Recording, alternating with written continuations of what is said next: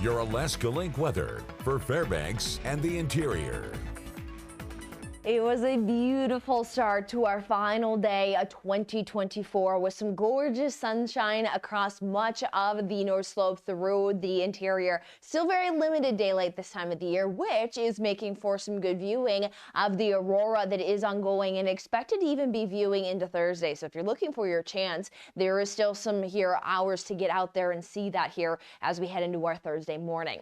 But what we are noting as we head into the new year is that we are saying goodbye to December, our first winter month, and 2024. Now, just briefly looking at December, we still need to move our Tuesday numbers here into the summary, but we are noting that the month ends off above average. Nothing that's in the top 10 markers. Average temperature is above normal as well, just shy of 2 degrees. That will pull back a bit from the cool Tuesday that we had, but overall, that's not sitting at warmest at all as well. That with these cooler days have been pulling out of that top 10 marker. So overall, a little bit of definitely of a surplus in all categories, but nothing that was making any records on the board. But here, as we head into our January forecast here in the new year, we are going to carry these cool temperatures that we've moved into at least the first few days. As we're starting off our Wednesday with those low temperatures down to those single digits and teens, even 20s there into the Yukon Flats and Circle at 27 below. So if you are going to potentially venture out to see that aurora, note that we have those cold conditions. So please make sure to wear those appropriate layers,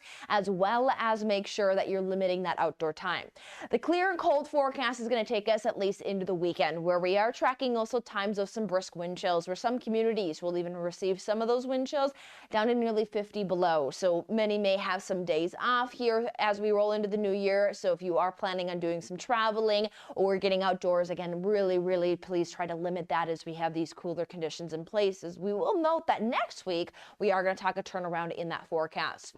Now for our Wednesday here, we are noting that we have that limited daylight hour, again, good for the aurora, but we will note not much warming ongoing much of the day. Keeps those temperatures into the teens below zero, but note feel like temperatures are into those 20s below zero. As we'll note that we will even note some of our communities seeing even some of those 30s below zero. Tanana getting down to 27 below for a lowest wind chill. Delta Junction getting down to 32 below. Circle down to about 26 below for those coldest wind chills, where the winds are the strongest closer to areas of the range, but we note that in some of those communities we can pick up some of those winds, creating even stronger wind chills at some small points. So please stay wary with the cold sunshine in places. We note that underneath the temperatures here staying into the single digits and teens, we are expected to hold there as we move our way into the next coming days. Daylight hours sitting just around 4 hours and 3 minutes for our Wednesday, and we'll continue to see that bright sunshine with cold conditions all the way through the weekend. But next week we do see a turnaround, bringing highs back above zero.